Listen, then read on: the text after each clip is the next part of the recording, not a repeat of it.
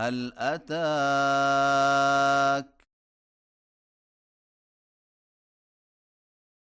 حديث ضيف إبراهيم المكرمين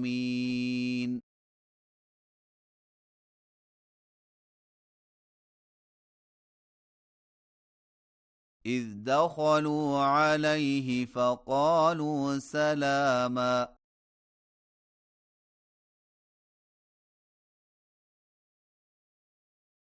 قال سلام قوم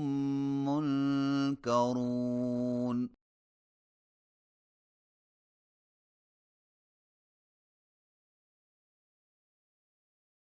فراغ إلى أهله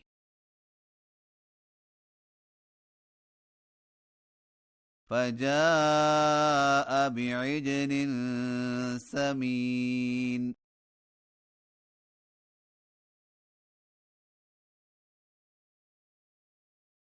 فقربه إليهم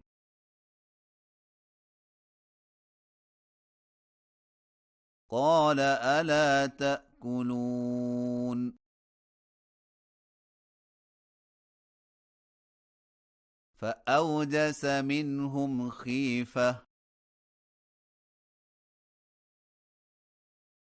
قالوا لا تخف وبشروه بغلام عليم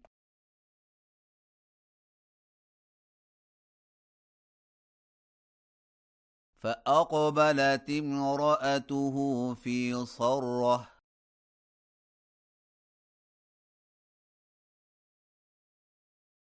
فصكت وجهها وقالت عجوز عقيم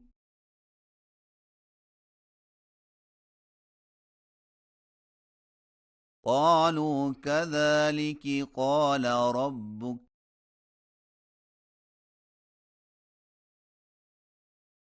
إنه هو الحكيم العليم